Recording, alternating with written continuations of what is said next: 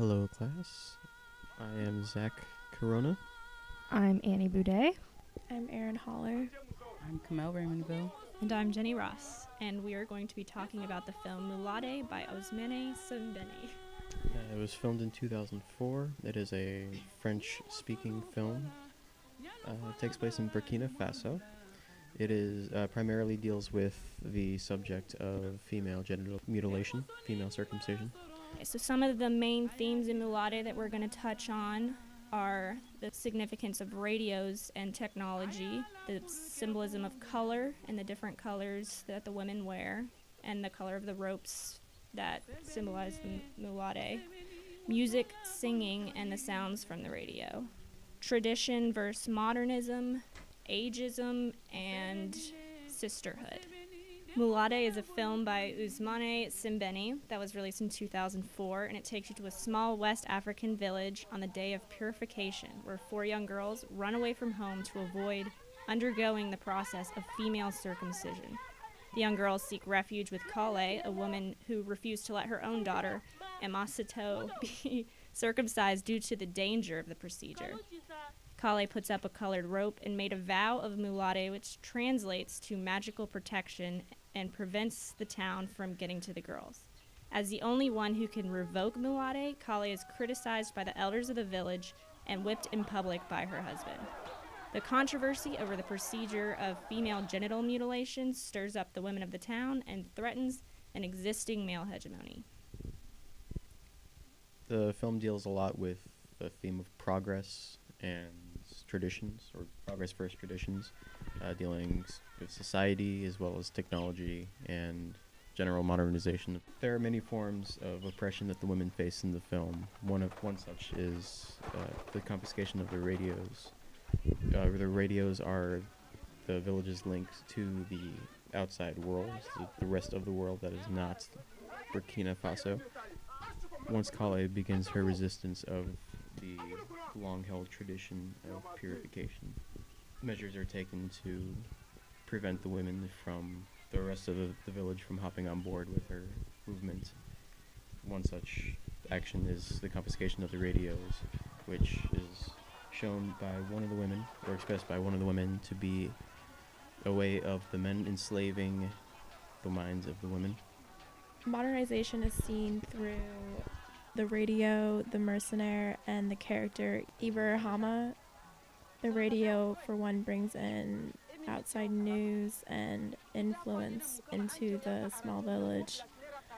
The mercenary brings otherworldly goods that the village has not produced or developed yet. And the character Ibrahim, he comes from France and is educated, and his first scene that he's seen in, he's wearing a suit that shows that he is more westernized. Ibrahima later tells his father, as well as some other villagers, that the rest of the world is moving on without the village, primarily because of their insistence on not using radios or televisions. And it just shows how these factors are brought into the village to bring modernization and stir up the women for their resistance against older traditions. Ibrahima's insistence on marrying Amasatu, Koye's uncut daughter with whom he is betrothed, causes issues within the village because she is a Bilakaro, which means she has not been circumcised. His father wants him to renounce the wedding and instead marry his 11-year-old cousin purely because she has undergone the procedure. Ibrahima's resistance is retorted with threats of disinheritance. As an open-minded character who is shown to believe very strongly in the relationships between people, hence his desire to dictate his own marriage, the fact that his father holds the traditions of the village in higher regard than his own son's safety is deeply troublesome. Ibrahim's protest against his father for wanting to still marry Kole's daughter, symbolizes that he is more modernized than his father because he has the education or Western ideas. There's also the symbolism of music in the film. Music is always associated as a freedom of expression and passion and feeling. So when the radios are taken away, most of the women who listen to the radio, when we would hear them, they're listening to music. And so when the men take them away, they're taking away their freedom and feeling and passion. And so at the end of the film, when all of the women unite together, they are singing in joy and celebration the fact that they will no longer cut their daughters and in defiance of the men.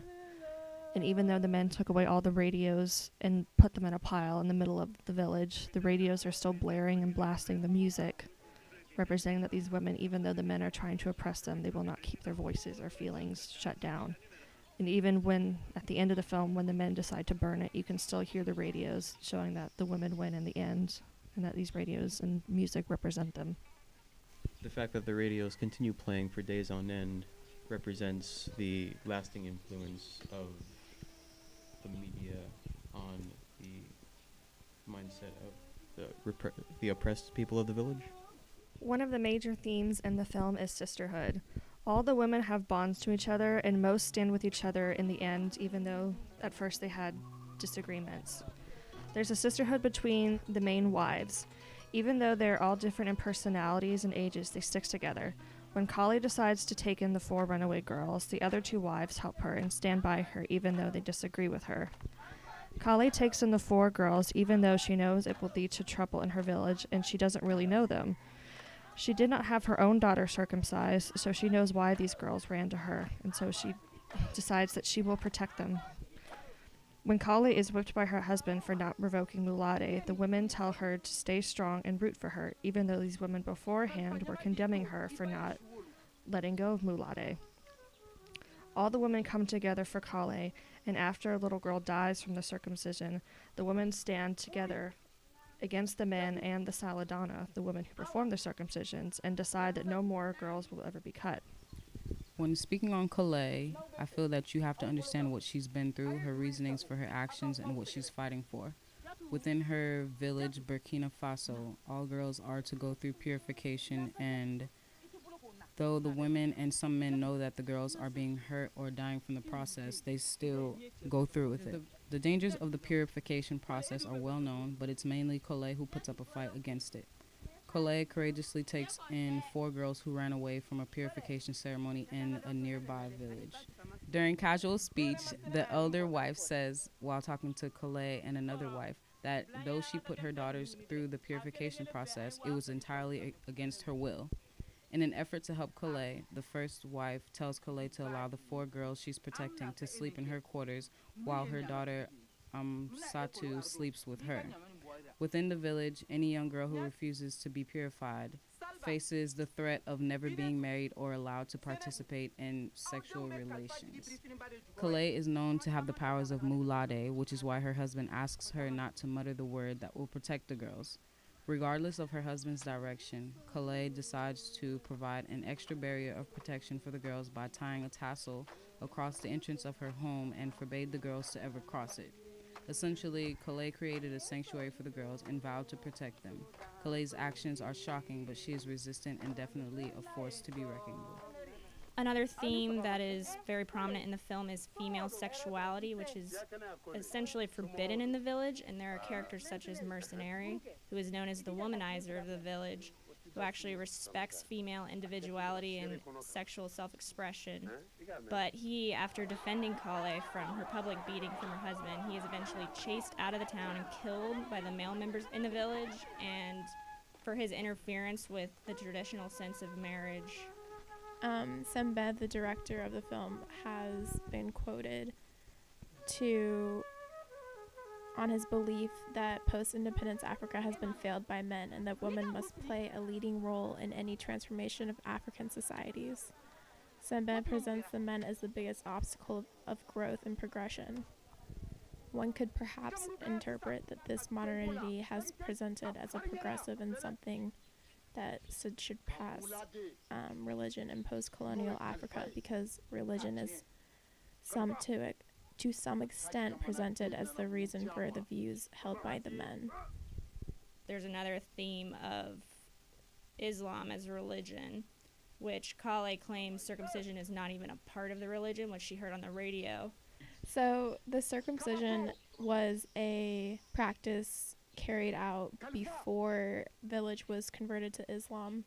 So this practice could be considered more of a ritual rather than religious, because it's more superstitious ritual rather than a religious ritual, because they're more scared of the consequences of Moolaadé rather than the religious aspect of the practice. Color is an important factor of the film because the land in general is very brown and it's dusty, and the buildings are all made of mud, and so the colors are brought to life with the people and the garbs that they wear, particularly the Saladana. The Saladama are all portrayed as wearing red in every instance that they're in the movie, and this could be seen as a sign of multiple different things. The most important being the bloodshed during the procedure of purifying the women. It can also represent the anger and malice. Which is ironic, considering red is usually a color that represents sexuality and passion and love, and they bring such hate and violence to young girls. It is interesting to note that although they are all women, they are acting under the guidance or under the ideals of the men in the village. Color is also represented in the color of the rope. It's very contrasting to the doorway, which is just brown, very bland. At the film's end, the women, the non-Saladama women of the village, are depicted as wearing green garb, which could represent the new life of the progressive ideas which they uphold, as well as the life that will be granted to their daughters now that they will no longer be undergoing the purification procedures, which has been shown as taking multiple lives already, even indirectly, as is the case of the two girls which committed suicide attempting to avoid purification. Salba, one of the mothers of the 4 daughters that was hiding with Moolaadé protecting them, she actually broke the Moolaadé and had her daughter undergo the procedure, much against the daughter's will, and she actually lost her daughter to the procedure, and she was weeping.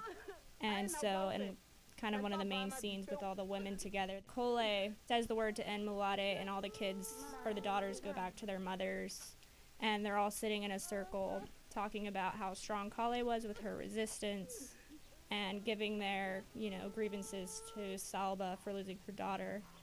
And one of the mothers of a newborn baby allows Salba to be the godmother of her child and claims that her daughter will never get cut. So I think that's symbolic of change in the women coming around to stopping female circumcision.